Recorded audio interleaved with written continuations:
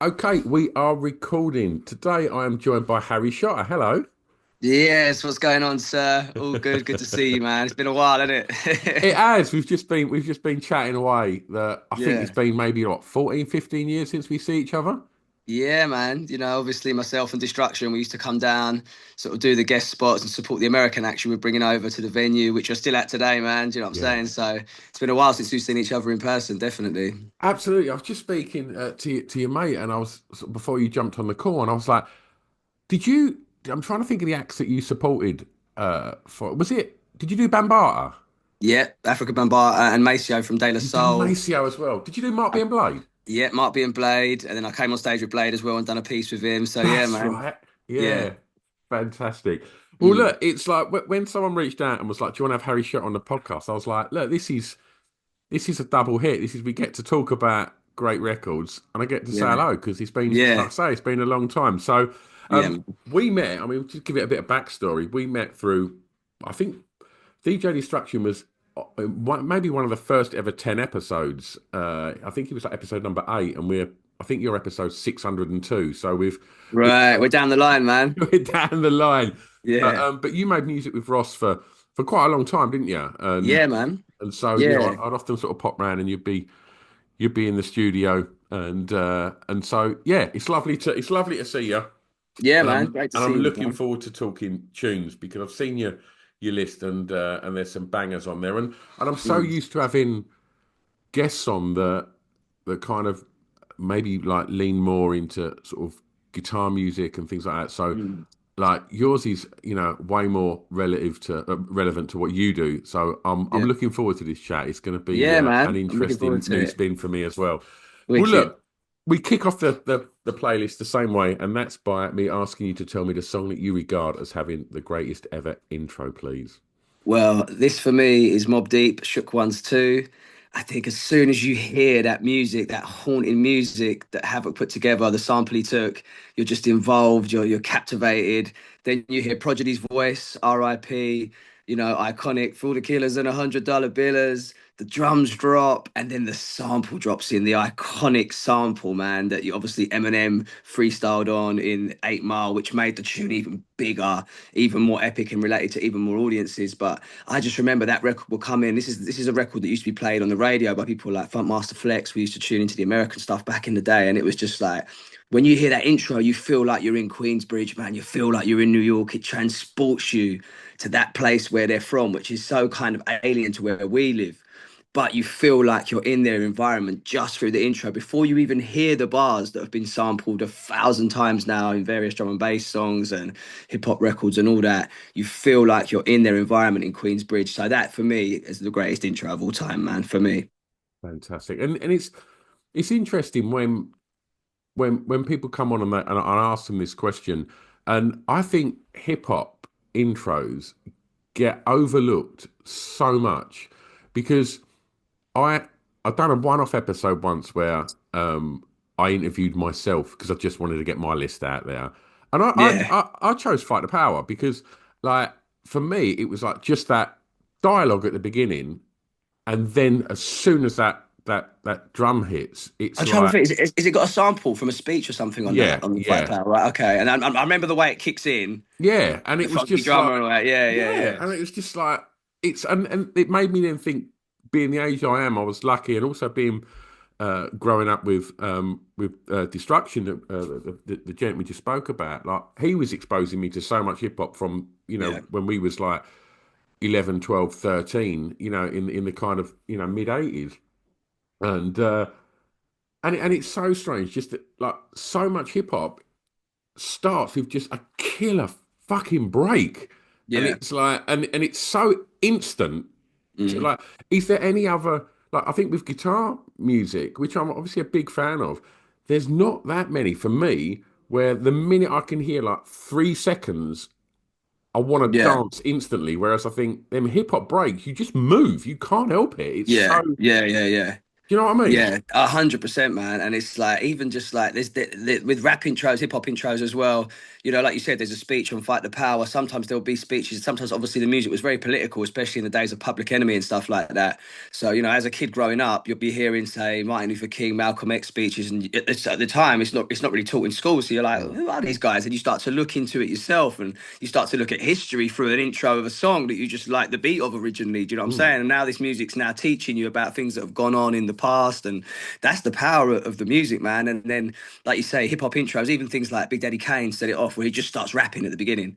You know, 8 bars, let it roll, get well. I just Yeah, can't hold back control, and it's just like it's the first time you hear just bars in their unadulterated raw state before the beat even drops in, and everyone yeah. goes crazy. So, I think that's a podcast in itself, hip hop intros, man, because they're Absolutely. powerful. Yeah, yeah, Absolutely. yeah. And I think you just mentioned Big Daddy Kane there, and I think, if you take hip hop purists out of the equation Mm, and maybe look at, people that are probably more sort of casual listeners of hip hop, like mm, Big Daddy Kane does not get the credit he deserves. Like, I think he's arguably one of the greatest rappers to ever do it. The way that mm.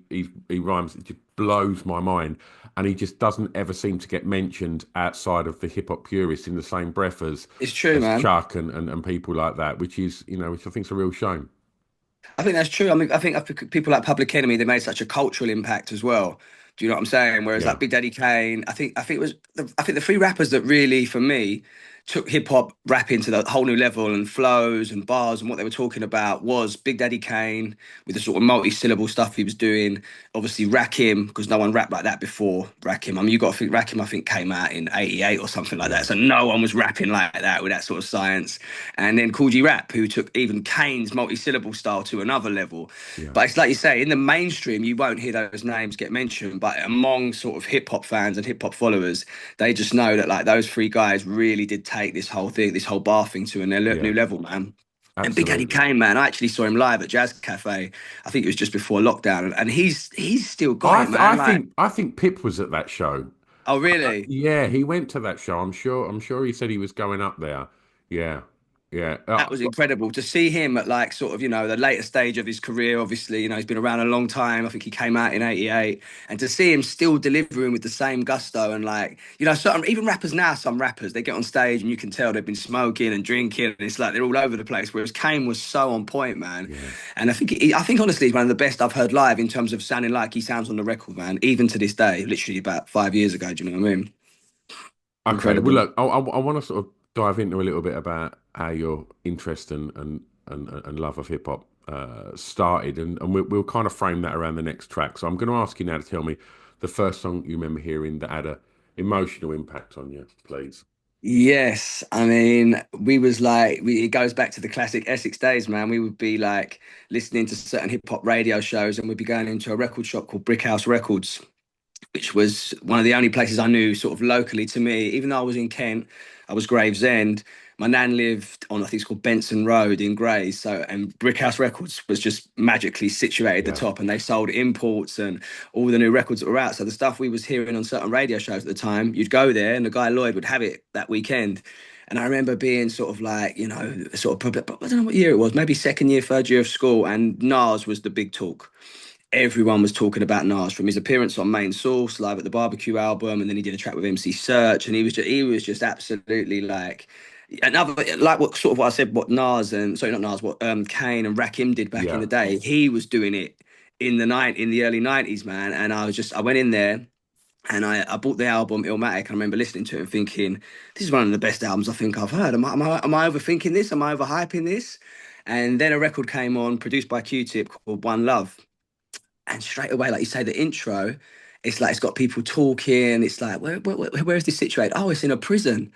And then suddenly the guy opens up his letter and he reads what his friend is writing to him about, what's going on at home and everything else, and giving him advice about how to like hold it down in jail. And I was just all of a sudden, yet again, I was transported as a young kid into what would that be like? What would that be like to be in the prison system? And your woman's up to all sorts at home, and there's crazy stuff going on in the streets, and it just yeah, again, it made me think about being in someone else's position, that vulnerable position of being in prison. And I think the music on that record, man, was like what Q-Tip cooked up, that jazzy sample.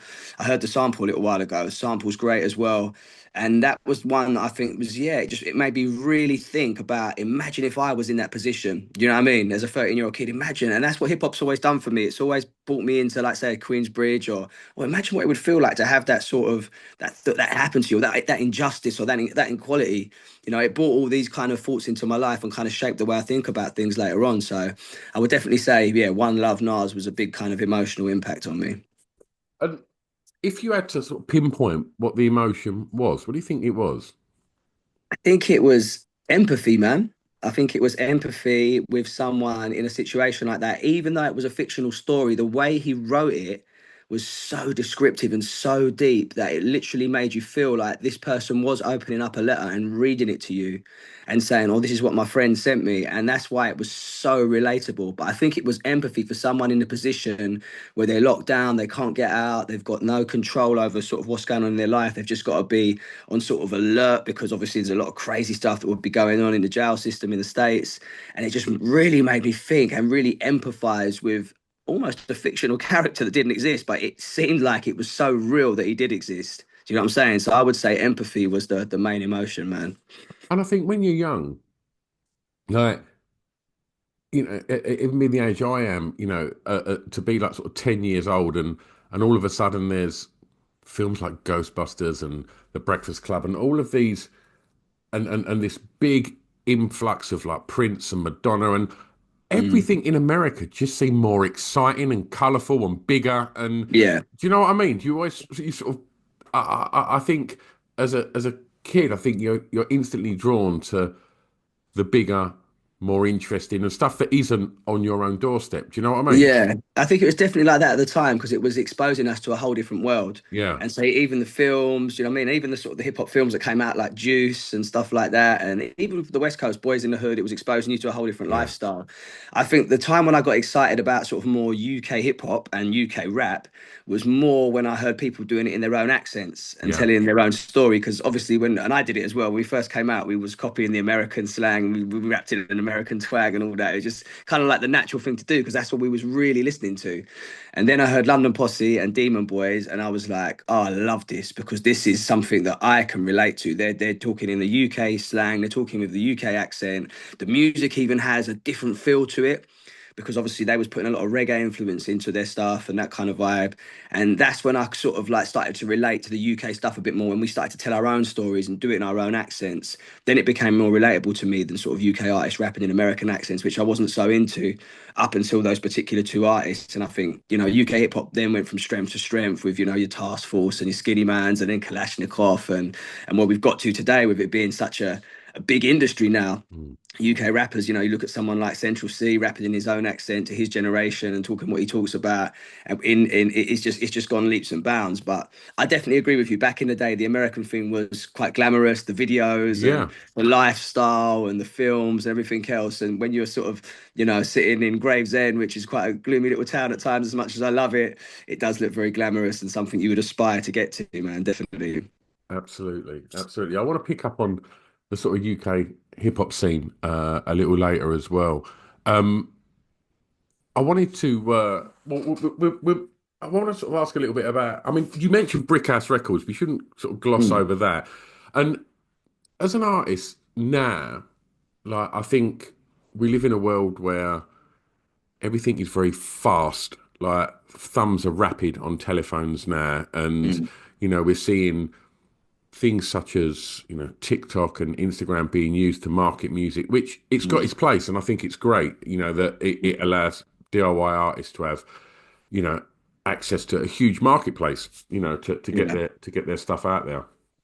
But I want to sort of ask you about the sort of significant changes for good and bad that you've seen, and because you mentioned living in Gravesend, and to give that a bit of context, where that record shop was where I grew up, Mm. and and I guess it's maybe probably about, I don't know. I mean, you had to. It sounds ridiculous. You had to get the ferry across when I used to go to Gravesend. You'd get this little That's right. ferry to Yeah. Tilbury, from Tilbury to Yeah. Gravesend, Yeah, when I and used to come over years later to see my sister, I used to get that. Yep, 100%. Yep, I know all and about that Tilbury Ferry, man. I don't think they run it no more, but it was it running till stopped very about a year recently. ago. Yeah. Very recently, yeah. and uh, and so that is. that is a quest to go to a record shop. And so Yes. to give that record shop a bit more context, there was always going to be a HMV, a Virgin, and Our Price and stuff like that. But Brickhouse Records was firstly a health and safety nightmare because there was just vinyl just stacked up like six Everywhere. foot high that would just Couldn't tumble move, over man. at any given Mm. point. To Mm. try and navigate your way through that shop and find something, it was like, Indiana Jones would be hard pushed to find the right record in there. Yeah. But Lloyd, the guy that worked behind the counter, he could, he had that thing where you could chat to him for about 2 minutes about what he was into, and it was almost like that kind of that sort of scene in High Fidelity where it's like I'm now going to sell 5 copies of this, and he'd put the tune on. He had a Yeah. great sound system in there, and Yeah, he'd he tell did. you how good this is. The amount of times I reckon I walked out of there with records I didn't want as much as records I did want because he goes, Right, "Oh, okay. great this," and I was like, "Really?" He's like, "Yeah," and he put it on, and it sounded amazing on his stereo. And then I get Yeah. it in, and I put it on my little like Matsui hi-fi, and it was Yeah, like, yeah, yeah. "Oh, this does not sound as good as it sounded in Brickhouse." Yeah, yeah, man, But, definitely.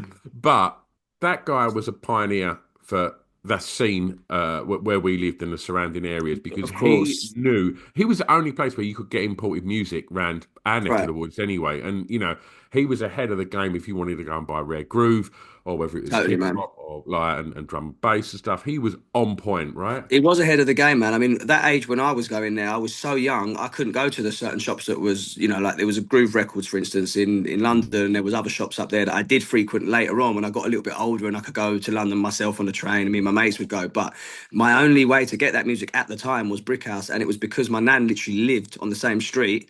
And my nan, after a while, I mean, I've told this story before, but I got so into hip hop and so immersed into the culture that even at age 6, 7, I sold all my Star Wars toys, which I wish I kept now, but Yeah. sold all my Star Wars toys and sold all every other toys I had to buy records. And my nan clocked onto this, so then she would say, like, every time I went there, she'd give me a fiver to go up Brickhouse, and I'd save a couple of fivers, and I could get an import, or I'd just buy a single. Do you know what I'm saying? So that was such an important sort of cultural spot for me, and I think record shops in general, man, were like as I got older and was going up to London and going into the various sort of shops around sort of the West End and stuff. It was a way to meet people. It was a community of people that would go to these places, and that's how I met Destruction. For instance, I went into Brick House and Lloyd was playing his mixtape, and I was like, I said, oh, what's this? This guy sounds wicked, thinking he was going to say, oh, that's someone from America, like Cash Money or whoever. Do you know what I'm saying? He said, no, this is a local guy. This is a guy called Destruction. He's on a station called Syndicate, and I've known him for years, and he's wicked, man. I was like, oh wow, he's amazing, man. Can I? Does he come in the shop? He's like, yeah, yeah. So I bought his mixtape because it was a cassette at the time, literally a mixtape. Rinsed that, and then he passed on my number to Destruction, and that's how we linked up through the shop. Lloyd I actually made never the knew that. I introduction. never knew that. That's exactly how we linked up, man. Then I went down to his, and he wasn't even doing production at the time. He Mm. was just on his straight DMC, tearing up the decks. You know what I'm saying? Like going into competitions and ripping it down. He's a UK champion. You know what I mean? And Yeah, he was. I mean, let's give him his props. He was different level, wasn't he? oh yeah, like it's incredible. Like and what I've related to with him, I even at that young age, because I think I was probably about 12 when I first linked Ross, 12, 13. I was so focused into lyrics and bars, and I was a straight purist, man. And I wasn't into none of that pop rap, and I'd be dissing that in the bars and all that. And like I was so into that, and I related to him because he was so focused into scratching, mixing and doing it at turntablism at a very, very high level. And, Mm. to go into those competitions when you've only got a certain amount of time and just battle other guys and just be knee deep in the trenches on that scene was pretty crazy at the time, man. So I related to him on that level, even though we were doing different elements of the culture. I completely related to him, and that's why we got on so well, and that's why we worked together for so many years, man. Mm. But yeah, wicked. I sort of sidetracked a little bit there to sort of, to talk about Brickhouse, but the association and the things that have come from that Mm, and that journey, that you'd make to go to that record shop, save up so you could afford one import, and then knowing that like you would want to know who produced that, you want to read every little sleeve note if there was anything yeah. on there, you'd want that purist in you. Like, and that journey, the attachment to that journey, where you could probably name, if I was to ask you to name 20 tracks, you could go, I remember buying that in there, and then like, I remember getting back and Yeah. playing that, and that's gone now, for a lot of people, because Yeah, that kind of relationship with the record shop and the record shop owner and the other people that buy tunes out of there, that where you can meet and it be a hub of of yeah. DJs, producers, MCs, etc. And like, and do you think that that's a change for the better or for the worse, as where we're at now in regards to kind of getting communities moving, like finding a community within where you live to Yeah, you know I what I'm think saying? 100% know what you're saying, man. I think the sad thing really is that we would do all this stuff in person back in the day. We would be in the record shop cracking jokes and getting to know each other, and then we'd end up making tunes with each other or going to each other's shows and that kind of support network. Whereas now a lot of it, I would say, is probably done online with forums and groups online and WhatsApp groups, and so they do still do it because, and I know this through talking to promoters who, like, a lot of promoters now have got WhatsApp groups where they literally engage with their core audience of people who sign up to their database and stuff like that. And those groups are busy with people discussing the latest tunes and you know what I mean, what's going on, what happened at the DMB, because obviously I'm in drum and bass as well, what happened at DMB All Stars on Saturday night and what happened here, and what was Skipper's legacy and all this sort of stuff. They do still talk about it. They still have the passion. They just haven't got the form of a record shop to go into now to kind of talk Yeah, and discuss and all that. But they are doing it online, and there still is a passion and a love for the music and a real interest. So I think it's for me, obviously we come from that era where we love doing it face to face and all that, whereas young people growing up now, they only know what they know. So yeah, for them, absolutely. talking on WhatsApp and talking on forums, it works for them. Do you know what I'm saying? And also Yeah, the way they consume music works for them because a lot of young people growing up now, they've only ever known a Spotify account. Do you know what I'm absolutely. saying? And it's like, for us, we'd have a certain amount of money and we'd have to think, oh, that whatever record there, that Public Enemy or the new KRS is out. What am I going to get? I've only got a certain amount of dough. Whereas they can just go, all right, all this music's out. I'm just going to listen to it all over a certain period of time. I go to my favorite one first, and I might stream that more than the others. But on Tuesday, I can go and get the one that Yeah, the next one, and that's how we consume. And even myself, that's how I consume music. You know what I'm saying? I will go on, the Spotify's and the Apples and add them to my phone and listen to them over time, and then I just make playlists of my favorite stuff, like we used to make yeah, cassettes or yeah, CDs on. You know what I mean? It's just a new way of doing kind of yeah. the old methods, man. Do you know what I mean? Absolutely, absolutely. Um, can you tell me the song that reminds you of your time at school, please? Oh, yeah, it's got to be Bucktown Smith and Wesson. This record, man, the horns on it, and I think Black Moon at the time were absolutely smashing it. And then it wasn't just Black Moon; they said, "Oh, we've got this whole crew called Boot Camp Click." So they brought out Smith and Wesson first, then Helter Skelter came, and Sean Price came after that. And I just think that record just takes me back to the times when we had a school radio station. So we'd be in there break times and lunch times, like literally rinsing out all this hip hop, man. Like we used to get done because sometimes we forget to play the radio edits and all this like crazy language was blasting out into the social areas and into the playground and stuff. So we used to get in a bit of trouble for that. But yeah, that song is really synonymous with that time for me. Probably about year nine, about 13, 14. And the maddest thing was we all went to this Black Moon show at Alexandra Palace that wasn't promoted well at all. And Alexandra Palace is a Mm. huge venue.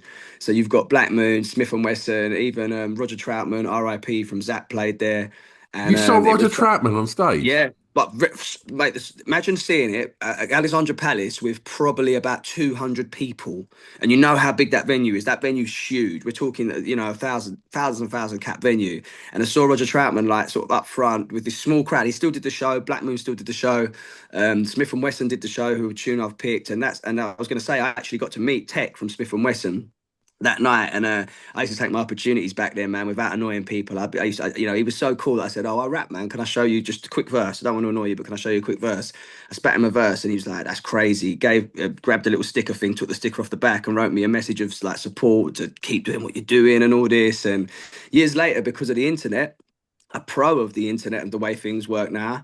He started following me through the stuff I'm doing now on Instagram, and I messaged him and said, "Bro, you don't even realize this, but we met years ago when I was 13, and you showed me a lot of love and support, and you wrote me this note that I think I've still got somewhere at my mum's and all this. So thank you, man." He's like, "Oh wow, that's crazy." So, That's I so would definitely cool. It's cool, man. And I would say, yeah, I would say Bucktown Smith and Wesson because, yeah, that song was just like a little anthem for us. And it's Yeah, not, there's certain songs that are anthems for everybody, but I'd say my little crew of hip hop heads in the school, that was our little anthem, man. Definitely. love it.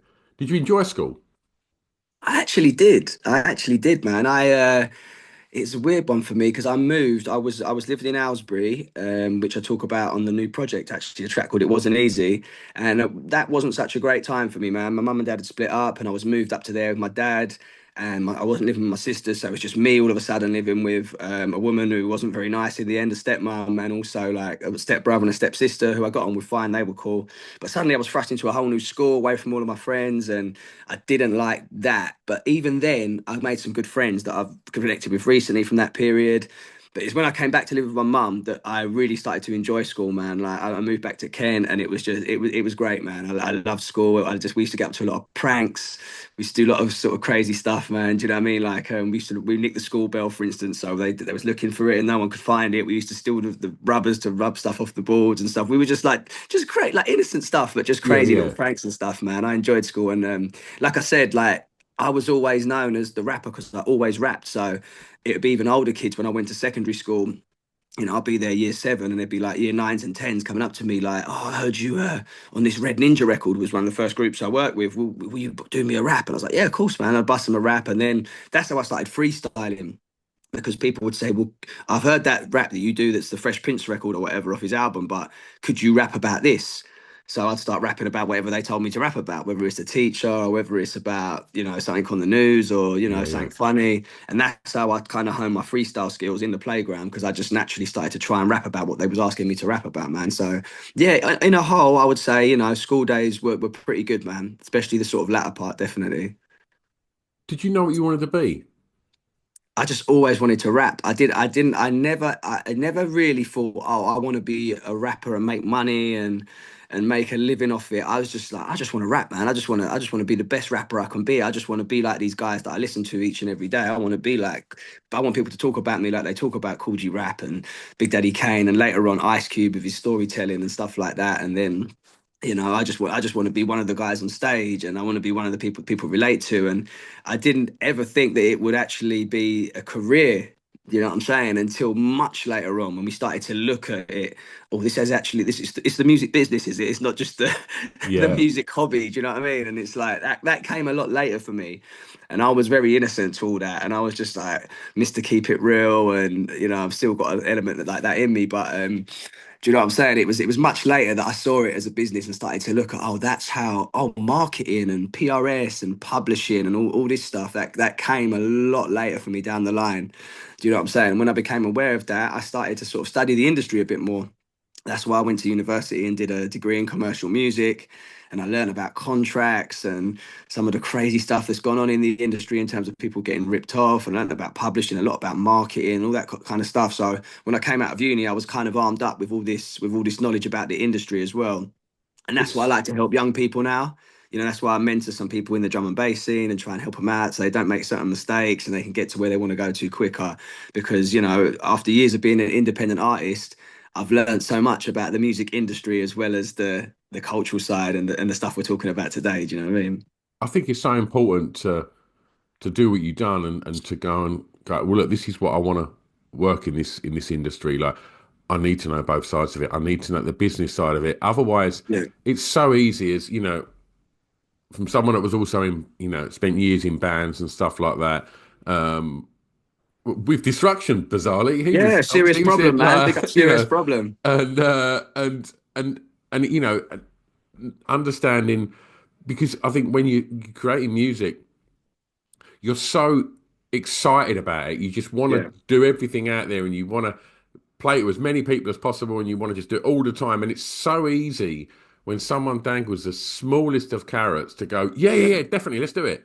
And Yeah. and before you know it, you've signed something, and whatever might come after that, you could potentially fuck yourself, and it's No, it's true, like, man. It's true. and For instance, I only recently signed a publishing deal. I held on to my publishing for years, man. And yeah, I've had offers for cash and stuff, and sometimes you think, oh, that's a nice bit of money, but yeah, they're not talking the right talk. They haven't got the right vision. And I'm so glad I held out now because being with Metropolis, they're perfect for me. Do you know what I'm saying? You know, yeah, P Money's over there, DRS, sort of like-minded artists. They know exactly what they're doing. They're sort of a one-stop shop for our side of things. So it is good to hold out sometimes for the right deal, whether that's recording or whether that's publishing or yeah, sponsorship, even branding. Sometimes, like, a brand might come to you and they want you to advertise on your page and all that, and you have to think, well, this isn't going to relate to the audience. This is going to look like spam. Even there's a check on the table. This doesn't sit well with the brand, and then other brands will come, whether they're a sportswear brand or maybe it's an energy drink because I do fast spitting that kind of makes sense. So, okay, yeah, we can work with this brand. So you have to be careful with what you pick and what you do to sort of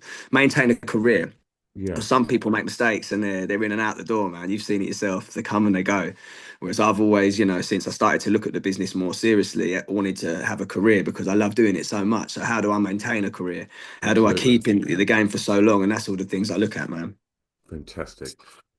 Gonna do one more from the sort of formative years. Tell me the first song you remember buying from a record shop. Okay, yeah. So I remember the first hip hop record I was bought, if I can give my sister some credit for that, which was The Show by Dougie Fresh and Slick Rick, which is still to this day an amazing song. I saw them performing that on Top of the Pops, and I was like, "Whoa, this is crazy!" Because the way they were rapping was totally Yeah, different. And Slick Rick even had an English accent, which I didn't get because he was from America. But you know what I'm yeah, saying? Later on, I realized that he came from was originally born in Wimbledon and everything yeah, else. So that was the first one that I was bought myself, but years later after that, or not too late, kind of maybe just about a year after that, Run DMC started to come to the UK.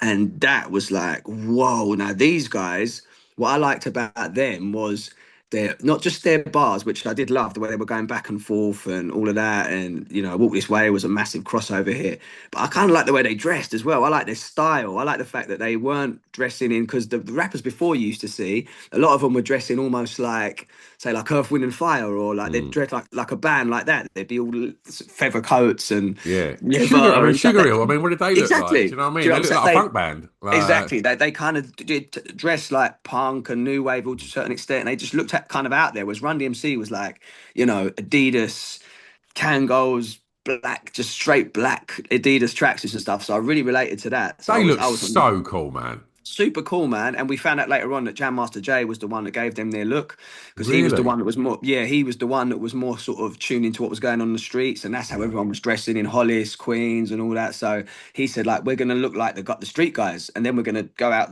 to the world dressed like that. And then everyone started to dress like them, which is crazy. yeah. But yeah, so that album that came out, it wasn't their first album. I missed their first album because I think I was a bit too young when they came out and stuff. But when Raising Hell came out, I was like, I got to get that album. I remember that wasn't even a Brick House one. That was probably Mm, some HMV, like you said, our price somewhere like that. Grabbed that album and just put it on and heard Peter Piper and like was just like, wow, yeah. this is crazy, man. And then they had the rock influence, which I quite enjoyed at the time, man. The way they did Raising Hell and the Aerosmith collaboration, and they Mm. did the video where they was knocking down the. Do you remember the video of Aerosmith? Yeah, of course. Yeah, Yeah, yeah, yeah. Which was a massive sort of cultural moment for hip hop. I think that's one of the first big hip hop videos on MTV as well. Before I think MTV was refusing to play hip hop and not really recognize it as a music form and kind of mm, having a sort of very sort of narrow view on it. And then with the link up with Aerosmith, they was happy to play that because yeah, obviously it had yeah. the rock influence as well. And from then on, hip hop was a huge part of MTV. There was Yo MTV Raps, which was a show that would air every day, and it really kicked down doors. So that Raising But Hell album was the first one I remember buying and just making such an impact on me, man. do you think it was,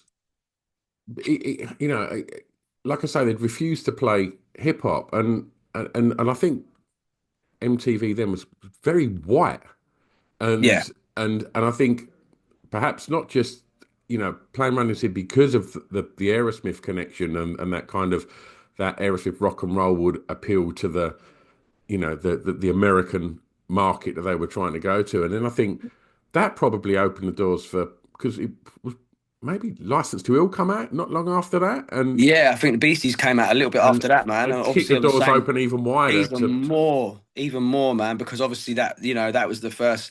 really successful white hip hop group. Do you know what I Yeah. mean? And they were sort of part of the Def Jam team, so they were Yeah. certified. And License to Ill was such, yet again, a great album, man. You know what I mean? When you listen Yeah. back to that, it's certain albums that, It Takes a Nation of Millions, License to Ill, Raising Hell, Run DMC, those sort of albums around the sort of 86, 87 era. There's so much creativity in those Yeah. projects, man. There's so much that people still use and dip back into from them projects, Yeah. man, in terms of skits, in terms of, shorter records. Like Brass Monkey, remember that on the Beasties? Like that, Oh, that to me, mate. that to me was one of my favorites. It's just like a crazy So bill, good. but and like look how many times that Hold It Now Hit has been sampled. Ad Rock's iconic voice still today. You'll hear that on Yeah. a chorus of a new record because it's just his voice is just so like iconic, and Mm. that era was amazing, man. Yeah. That Shout Def out Jam Rick era was Rubin, mate. crazy. Rick Rubin, Oh, man. Rick Rubin's the guy, man. He Rick Rubin's the really is. guy. Even that first LL Cool J album, Oh, that abrasive hardcore sound that him and Russell Simmons kind of pioneered, yeah. because it was they was going so against the grain, man. Like even you sort of your Grandmaster Flashes and people like that, the music had a lot of melody, which is cool. It's great. We loved what Flash did, but they just took it to the like there's a record, Sucker MCs, which was I think Run Mm. DMC's first record, and it's just literally Yeah. drums and bars, which yet again was sort of taken years on when Dizzy Rascal came out with Fix Up Look Sharp, like, Yeah. which a lot of people didn't get at the time. It's like, why hasn't this got like, because he's taken it back to the essence of the drums and the bars, and it became such a big record. And that was something Run DMC did all them years ago with Sucker Yeah. MCs, man. So yeah, salute to Larry Smith, to Rick Rubin, Russell Simmons, all those guys was like architects of a sound that our Yeah. generation absolutely loved, man. Yeah. And it was, and it just felt like, just felt seeing, being probably 12, 13 when all of that was happening in Yeah. 86, just felt like he was experiencing something really exciting. And, I remember I didn't know who Steven Tyler was. I was just like, Okay. those guys ain't got laces in their trainers. I love that shit. And Yeah, like, yeah, yeah. and then all of a sudden, this weird kind of Mick Jagger guy just smashes a hole in the studio and starts Yeah. wailing. I didn't realize, obviously, in America, they're a huge band, but in the UK, Aerosmith weren't a big band. But it was like, Ah, okay. all right, this is crazy. And then like hearing the Beasties and again it was like I then got this like Def Jam sampler and it had "I'm Back" by LL Cool J on it, and I was just Ah, yeah, like, yeah, yeah. what the fuck is this? This is Yeah, yeah, yeah. incredible. It just sounded hard. Do you know what I mean? And it It was was super like, hard, man. LL, like because he did so much other stuff down the line. He's done a lot of films, and yeah, obviously I Need Love. And he's done a lot of records that are sort of like R&B and yeah, stuff like that. People forget he was like the iconic archetypal yeah, hardcore MC when he came out. He yeah, yeah, wasn't, and he battled Mo D at the time, who was mm, like the best of his era lyrically, yeah. and probably most people would say won the battle. Do you know what I'm saying? And then he went on to battle Cannabis all them years later. LL's someone I'd love to meet, man. He actually tweeted one of my things, just retweeted something I did once, and I was like, wow, recognized by one of the inspirations, man. So, big Love up it. LL Cool J, each and every man. All right, I'm going to ask you now to tell me the song that soundtracked your year's clubbing, please.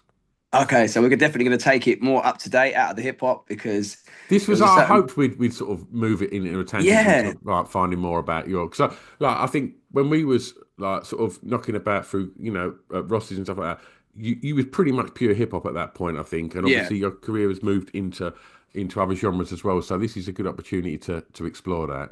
yeah, definitely. Well, the record is Atlantis by Moving Fusion, but just some background onto that, and I'll talk about the record a bit more, is that, there was a period when Jungle came out. And I remember going to a Snoop Dogg concert at Brixton. I don't know if Destruction was with me, but there was like a lot of the heads with me. We all went there because Snoop was the big talk at the time, and it was Dre and Snoop in Brixton Academy. And Rampage, who are now on One Extra, still doing their thing. They played General Levy, Incredible, on the dub plate, and the place went mad. And I went mad. I love that record, man. This is before, now it's a classic. We all know, we've heard it on adverts, everything else. But and there was some of my friends that were like, "That's devil's music. That's not hip hop. And they was really against. They was really like, that's drug Devil's music and all that. music. That's what they was calling it. And I was like, oh, this is the next thing. I'm telling you, this is the next thing. And for me, it wasn't too dissimilar to some of the British hip hop that was very fast, like Hard Noise, and Yeah, even some of the stuff Blade was doing. they was doing hip hop at a much faster tempo than the Americans were at the time in the UK hip hop scene.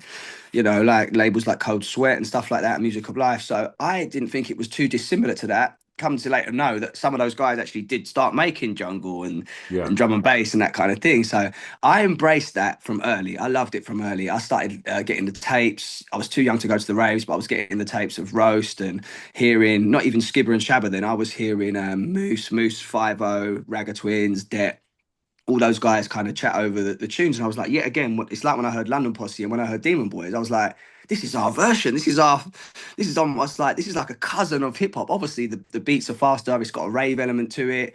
There's a lot of reggae element in there, but that was what I heard in some of the UK hip hop. So it's like, to me, it's just like, we've just developed it now to this faster paced version of it.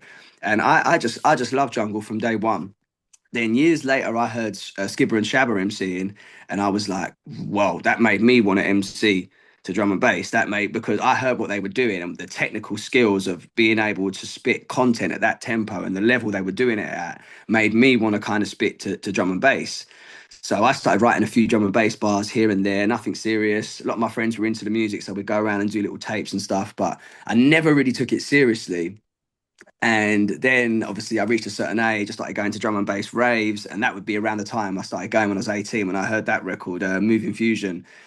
Atlantis, and I was just like, this music is just getting better and better and better and better. So I was at one point I was going to raves like nearly every weekend, man. I was like, I was a junglist, man. Straight, I would be like, like just I knew some people in the scene, so I started to get guest lists, which was good because I didn't pay for my tickets anymore. But I did used to pay for the tickets as well. I'd go to this shop in Gravesend, Biting Back, and get my World Dance tickets or One Nation tickets. And I was sometimes I'd be out Thursday, Friday, Saturday. I was into the scene. I was Mm. proper raver, man. Do you know what I'm saying? Love the scene. And then I reconnected with an old friend of mine, Fun, who was emceeing in the scene. He was doing really well and he was connected with Skibbity and all of that. And he was always saying to me, you should jump on the drum and bass. And I was like, nah, that's my fun music, man. That's what I enjoy going out to, raving on the weekend. And it's just I love it, but I'm on my hip hop thing and I'm gonna stick to that. And then we were just hanging out and he took me to Notting Hill Carnival, and we went there, and I was just gonna chill, have a few red stripes, and watch him and Skibbity on the stage they were booked to play at. And he said, "Oh, Skip, I can't make it. You've got to come on with me."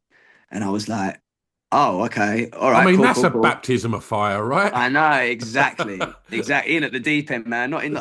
He could have just done some little club somewhere, and I could have just like kind of come in on the Yeah. low and done my thing. But no, literally the biggest drum and bass stage, which was Trouble and Vinyl at the time, Had at you had Notting them Hill couple of red Carnival. stripes at this point? Yes. Good. Yes, man. So I needed that at that point, man. But I came on and like I said, I had a couple of little drum and bass bars, but it was just stuff I'd done around my mate's house. It's not something I'd ever spat out. So I had them in my armory, and then I had some double time stuff that I'd done on hip hop that I knew would work on drum and bass. So I did those lyrics, and I came on stage with the energy.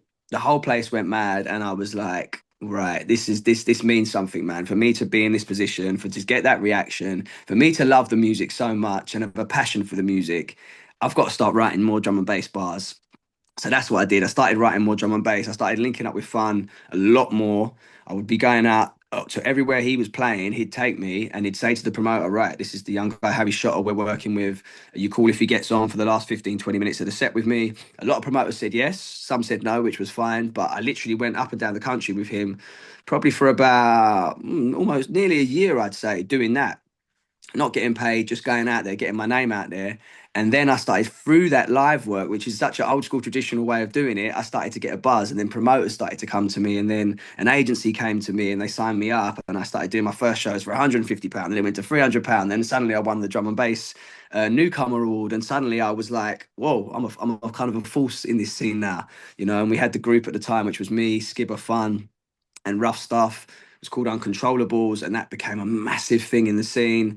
And we toured that, and we went like all over Europe, and then ended up going Canada. And it's just been an absolute roller coaster since then. Since that moment at Notting Hill Carnival, and then sort Yeah. of being up and down the country, it's been just like it's been crazy, man. So yet again, it's like with hip hop, it's the same sort of thing. I was so into the music, I didn't expect to actually put out records and all that kind of thing. And drum and bass, I just love going to the raves and listening to the MCs and having a good time. I never expected to be a part of that scene, which was mad But for me because I got to meet my heroes who I grew up listening to, like Brocky and Det and all these people. And I was, one thing I say about those guys, they proper welcomed me in to that scene. I didn't really know anyone apart from Skibber and Fun and Rough Stuff, and they was all so welcoming, and they made me feel welcome, and they gave me advice, because there's a whole different thing about performing to drum and bass to hip hop, and those guys have been great, man. They're like extended family now, man. But what I want to say as well that you say that you was welcomed in by these people, and you was just going to these raves because you was having fun, and then Mhm. you had this opportunity at Notting Hill, like that's lovely, but you've worked your ass off as well, man. Let's make that clear. You said there, up and down the country, literally working for free to kind of build Yeah. that profile and that. There's hard work. Is a big testament to your character as well. I think that's important to acknowledge that. No, I respect for that, man. I've always been someone who sees an opportunity and does put everything into it. Like with drum and bass, for instance, I came in the scene. I had this amazing platform that was given to me by the guys, but I had to show and prove. And there was some people I remember at the time in the scene that was like, "Ah, he's just getting in because he's mates with them." And so I heard all this talk, and that motivated me even more that I've got to prove myself in my own right. So I could have just done pure music with the guys, uncontrollables, which we did. We did loads of mixtapes and loads of tunes. I thought, no, I've also got to do stuff in my own right to show people that I can hold it on my own. That's when I did a video, which YouTube was pretty new at the time, and I did a video called Dub Zone, which has got, I think, over 4 million views now. It's like that was a massive moment for me because it was just me in the studio spitting bars. I think I did about 6 minutes or something like that. So people was like, okay, so he's doing his thing on his own as well. He can hold his own thing.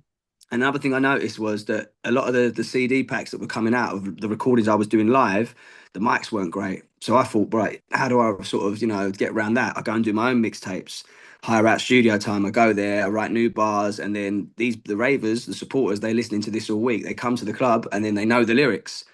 So that was another thing I did in terms of work rate and something that was kind of something new in the scene that people wasn't really doing the studio mixes before. And then after that, loads of people started doing the studio mixes because they recognized the benefit of it, man. And like you said, yeah, hard work, man. I've always been someone who's worked hard and really kind of like, put both feet down and doubled down on everything I do and just worked as hard as I can at it, man. So it's not, yeah, it's good that you recognize that, man. I appreciate it.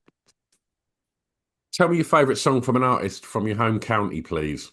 Ah, okay, yeah, this one was interesting because I was really thinking about Kent artists and different people that have come from the county. Do you know what I mean? And there's some Essex artists I really like and all Was that. Moving Fusion from Essex? They are, yeah, Yeah, Moving Fusion are from Essex, man. I was yeah. actually with them a few weeks ago, catching up with them. So yeah, they're Essex boys. I think one of them has been in the studio with Destruction, man. You see how it all links up? One of them uses my mate's studio, the White Room, and Okay, yeah, as soon as you said that, I was like, "They're Essex boys. They use my pal's yeah, man. studio." 100%, 100%, man. Yeah, but yeah. So I was thinking about sort of Kent artists and stuff, and one artist that came out, and I heard of him first because I've done a lot of workshops over the years, like MC workshops with young people in community centres and schools and stuff like that. So I used to work for this company called Pie Factory Music, and they were based in Ramsgate. And one of the guys said to me, "We've got this kid coming in, man, and he's sick." And I'm like, okay, thinking he's just like hyping it a bit. And he put on his demo, and it was this guy called Mike Righteous. And I was like, oh, this kid is good. This kid's really good. This kid's powerful. He's like, I can hear his passion in his voice. He's putting everything into what he does.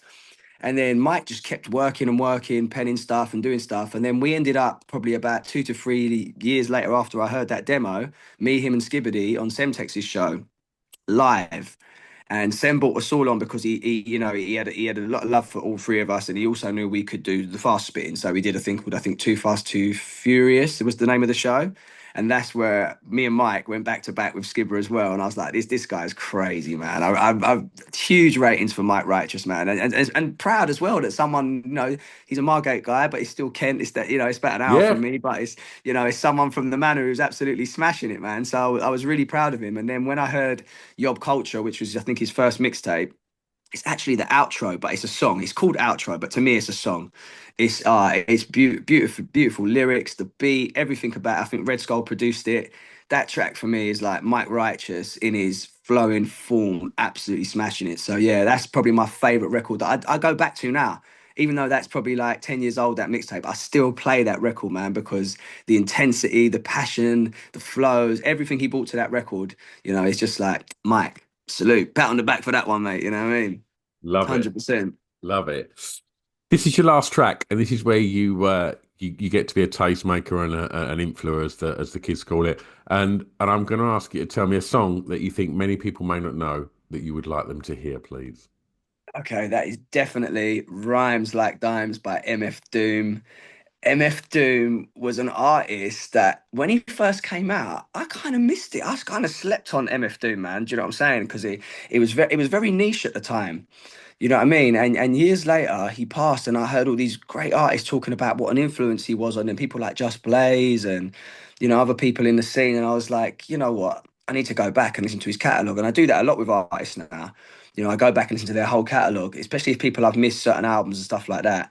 And I listened to Doom and I was like, how did I miss this guy? This guy lyrically is in his own lane, flow wise, what he's talking about, the way he presented himself, his image, his skits, all the stuff I talked about earlier is in Yeah, Doom.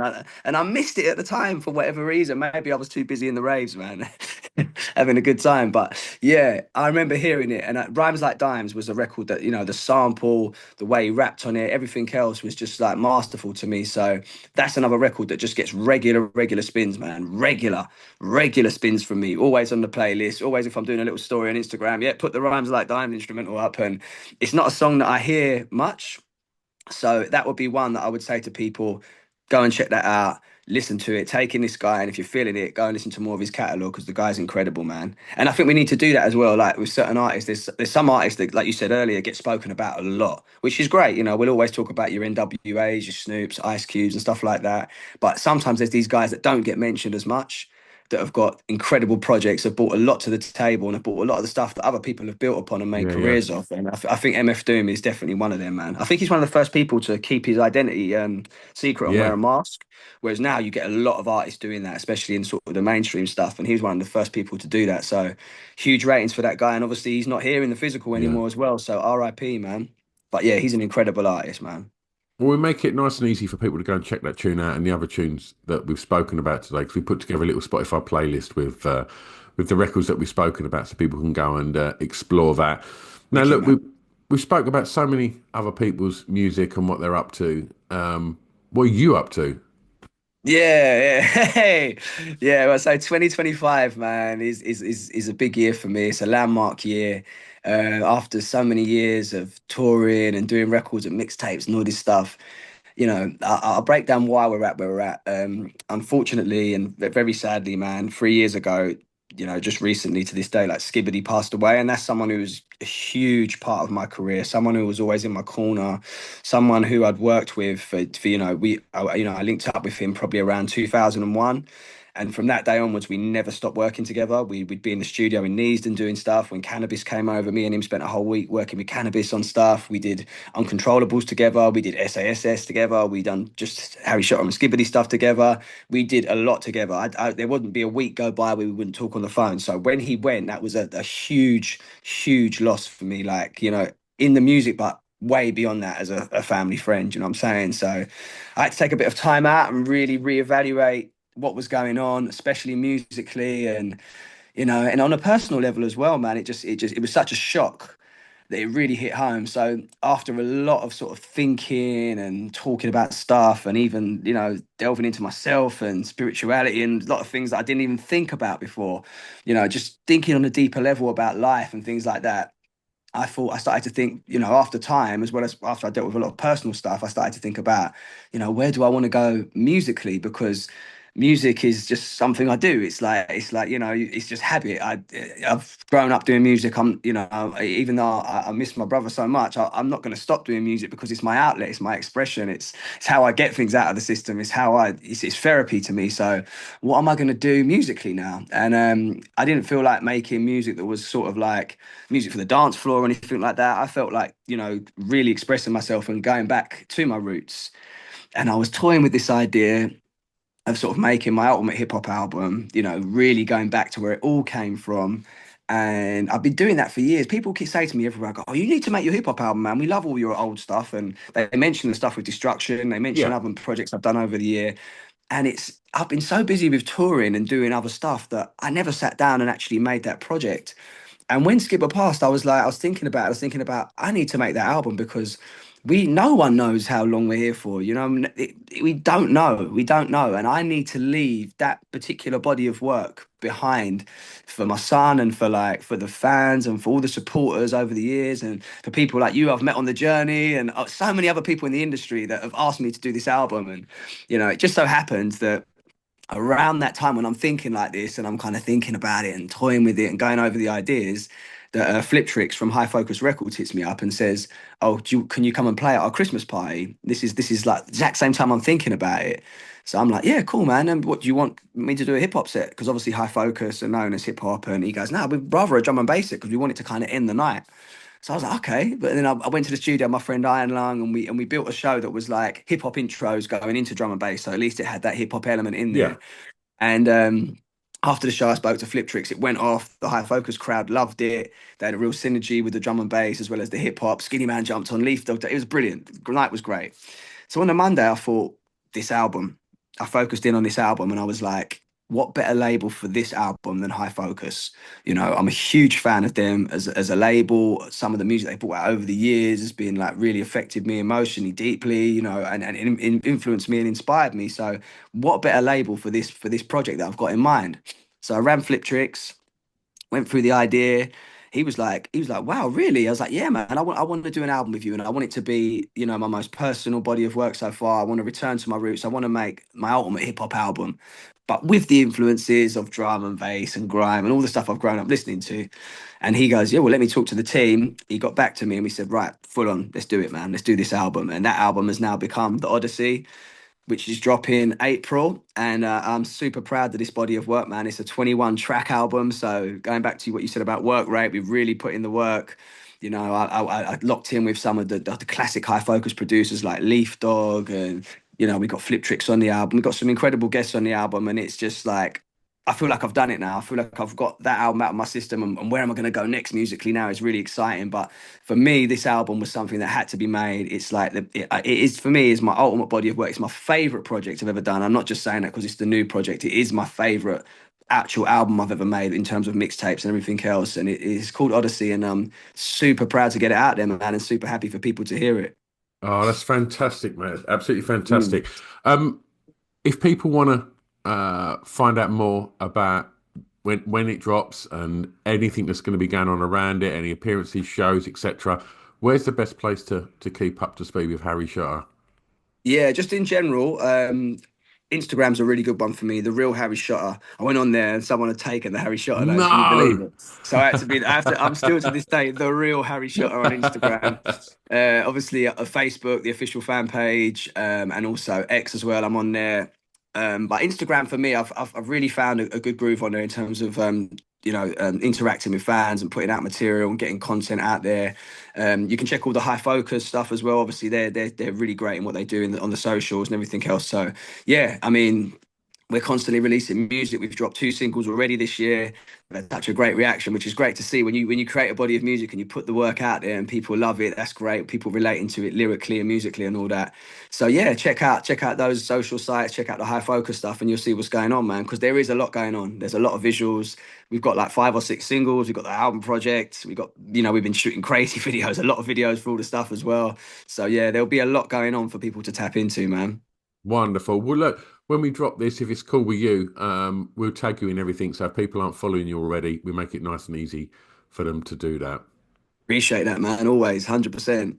Look, I knew it'd be a good chat, and yeah, it was a cracker. Honestly, thank you so much for giving up your time today, mate. It's been lovely to see you, and it's been great to hear the story and to Yeah. discuss some great records, man. Nah, always, man, always. Now keep doing what you're doing, bruv, man, because you're adding on. Like for artists to come on here and be able to tell their stories in a deeper format. Sometimes it's you're just promoting the record and all that, but to go sort of into the background of where we got to here is sometimes I think what supporters or younger artists coming up want to know about. How did you actually get to the stage you're at? How did you get to the next level? And a lot of it has come through these records and this music that's this that has inspired us over the years. So nah, big up to you, man. Oh, thank you, mate. Thank you, mate. I'm going to press stop, but don't go anywhere. Cool.